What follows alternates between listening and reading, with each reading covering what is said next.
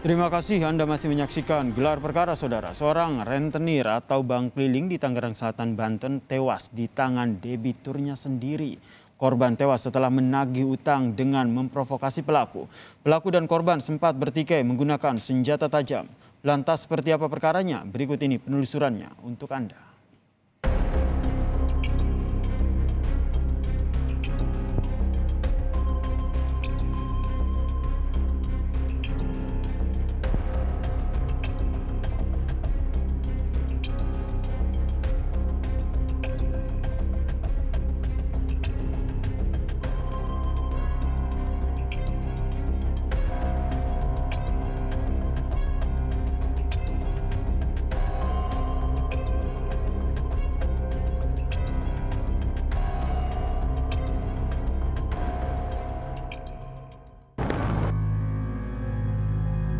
Kejadian nahas ini bermula ketika korban mendatangi rumah pelaku untuk menagih hutang.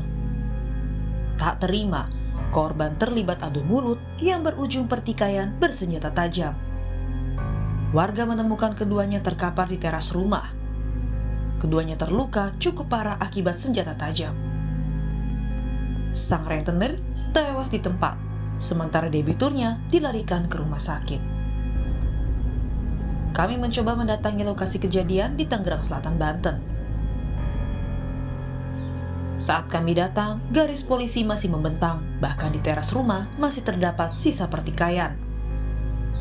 Akibat terlilit hutang, saudara, seorang pria di Tangerang Selatan tega membunuh seorang penagih hutang bank keliling.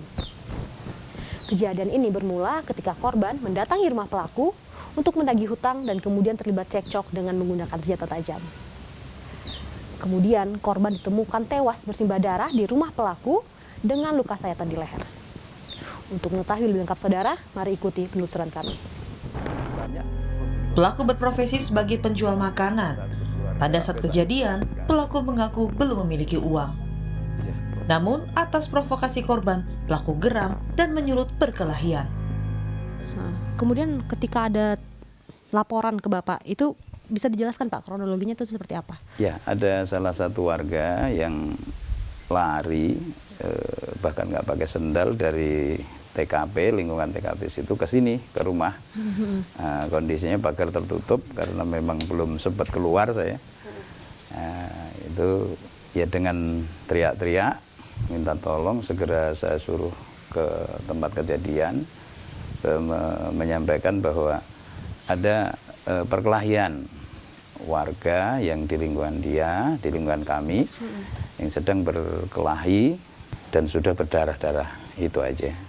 Sesampainya di sana, 3 menit dari warga tersebutnya menyuruh saya datang ke TKP, saya bawa motor, 3 menit berikutnya sampai ke lokasi, dalam kondisi korban itu sudah terbujur, terlungkup, jadi tengkurap lah gitu ya, dan itu udah ada darah di bawahnya, di bawah kepala dan sampai badan itu.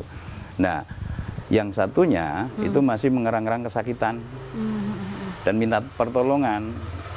Tapi sejujurnya kami juga nggak bisa menolong karena memang saya nggak punya wewenang. Jadi saya minta tolong sama petugas yang sudah datang. Pak, artinya dari Bapak datang ke tempat kejadian, kemudian hingga polisi datang, itu berapa lama sih Pak? Kemudian berarti tidak ada evakuasi ya Pak hingga polisi datang ya? Karena baru mengumpulkan beberapa alat bukti yang digunakan, termasuk sajam ya. Ada dua pisau waktu itu yang saya lihat yang dikumpulkan, entah itu BB atau bukan saya nggak tahu.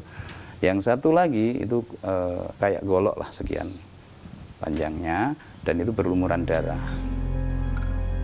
Saat ini pelaku telah selesai dibantarkan dan mendekam di Polres Tangerang Selatan. Kepada polisi, pelaku mengaku tidak ada senjata tajam yang dipersiapkan. Keduanya mendapatkan senjata tajam karena tergeletak di dalam rumah. Ya, bisa kita jelaskan berdasarkan keterangan pelaku yang saat ini sudah sadar dan sudah kita ambil keterangan juga bahwa benar pada saat itu korban mendatangi pelaku di rumahnya yang saat itu juga TKP juga, bahwa si korban menagih kredit sebesar 350.000 kepada korban. Namun karena korban tidak memiliki uang, si pelaku menyampaikan agar dia akan berdagang terlebih dahulu sebelum membayar. Namun karena timbullah cekcok di situ, perselisihan, kemudian korban melakukan pemukulan terhadap pelaku yang awalnya diawali oleh korban yang memukul pelaku. Setelah itu muncullah perselisihan dan cekcok tersebut. Gitu, Pak. Nah, kemudian untuk senjata tajam yang digunakan ini, Pak, ini tuh sebelumnya sudah dipersiapkan atau ini adalah kejadian spontan? Berdasarkan keterangan pelaku, senjata tersebut tidak ada yang dipersiapkan, baik itu dari korban maupun dari pelaku. Senjata tersebut didapatkan dari dalam rumah pelaku yang kebetulan berdagang sebagai penjual gorengan. Barang buktinya yaitu adalah sebilah pisau dan juga sebuah golok. Pak, kemudian ketika ditemukan di TKP, seberapa parah sih Pak kondisi pelaku dan juga korban ini? Pada saat kita cek TKP, korban maupun pelaku, dua-duanya sudah terbaring di depan pintu rumah pelaku. Yang untuk korban meninggal di tempat, sedangkan pelaku masih bisa kita selamatkan, kita bawa ke rumah sakit terdekat untuk diberikan perawatan lebih lanjut. Asosiasi Perusahaan Pembiayaan Indonesia mengkhawatirkan menjamurnya bank keliling di masyarakat. Ilegal, bank keliling dapat bertindak sesukanya untuk menekan para pengutang. Ya, kalau kita bicara mekanisme penagihan yang resmi ya, yang artinya perusahaan lembaga keuangan yang berizin, tentu kami ada aturannya karena kita bicara bahwa kalau kita sebagai lembaga yang berizin itu kita diatur oleh otoritas jasa keuangan, diatur dan diawasi loh ya. Jadi bukan hanya dalam sisi pengaturan, tapi juga ada sisi pengawasan. Nah Pak, ini kan tadi itu kan berlaku untuk perusahaan-perusahaan pembiayaan yang memang terdaftar di OJK dan memang resmi begitu ya Pak ya. Namun ternyata keadaannya di masyarakat sekarang banyak kemudian bank jalan di jalan yang memang ini tidak resmi dan kemudian memang tidak terdaftar di OJK begitu Pak, yang memang menjamur begitu, yang misalkan peminjaman yang mungkin tidak menggunakan anggunan begitu. Ini melihat fenomena ini tuh seperti apa Pak? Kan akhirnya masyarakat yang menjadi korban begitu, dan kemudian bukan masyarakatnya saja tapi si pengumpul hutangnya juga kemudian ternyata sekarang menjadi korban begitu Pak. Rizka, kalau kita bicara yang tidak legal itu, bagaimana kita mau membasminya, saya tanya. Iya kan? Mbak Rizka punya misalnya taman di rumah, saya kasih contoh. Kita mau bikin rumput yang indah, rumput Swiss katanya. Bisa nggak Mbak Rizka hindari nggak tumbuh rumput-rumput ilalang-ilalang yang memang Mbak Rizka nggak mau tuh untuk kelihatan jelek di situ, dan kalau tidak dirawat rumputnya akan banyak ilalang, lebih banyak daripada yang Mbak Rizka padahal atur dan awasi.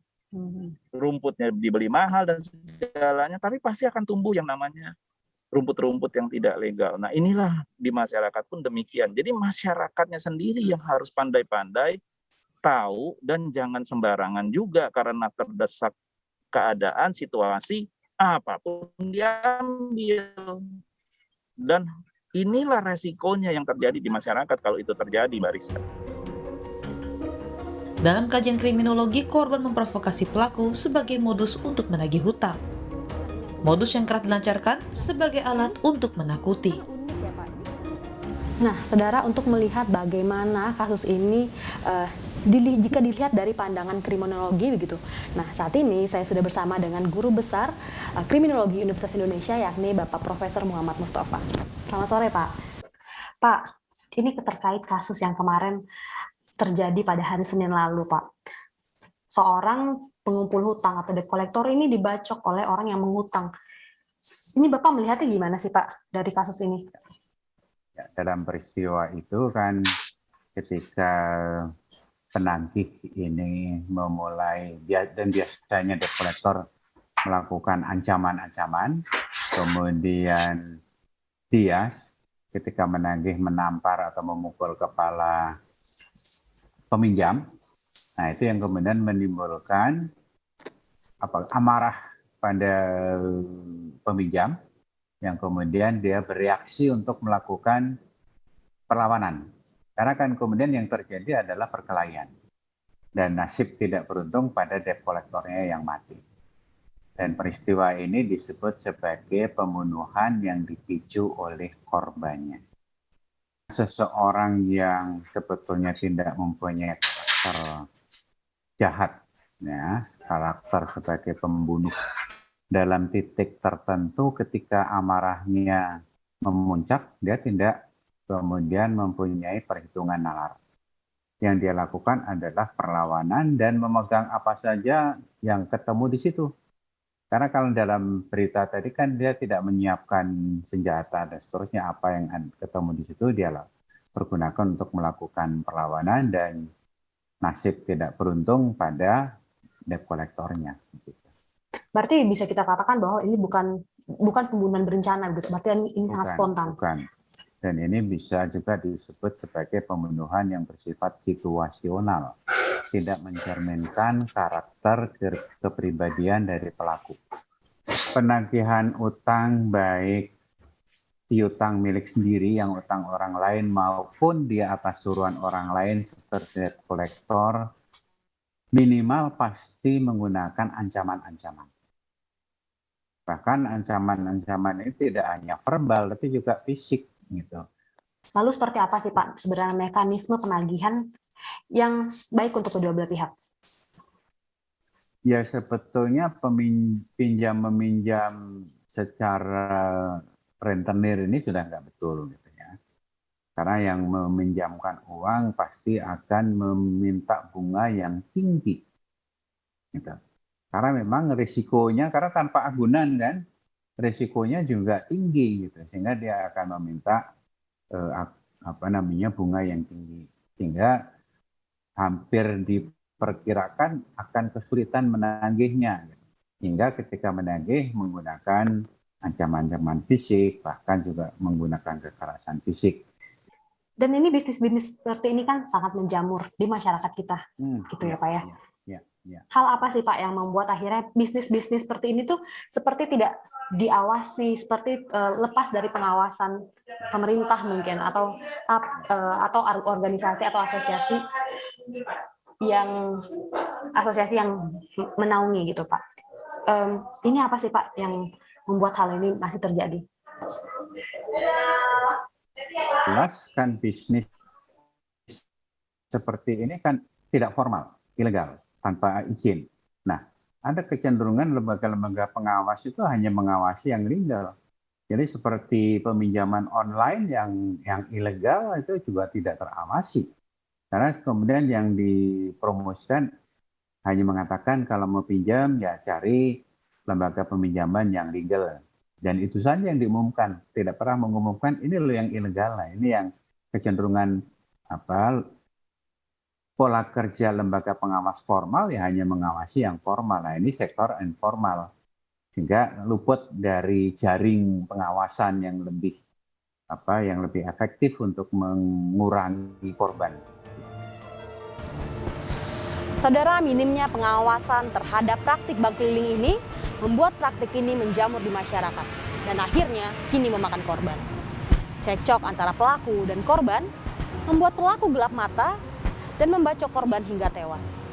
Saat ini pelaku sudah ditahan oleh pihak kepolisian untuk mempertanggungjawabkan perbuatannya.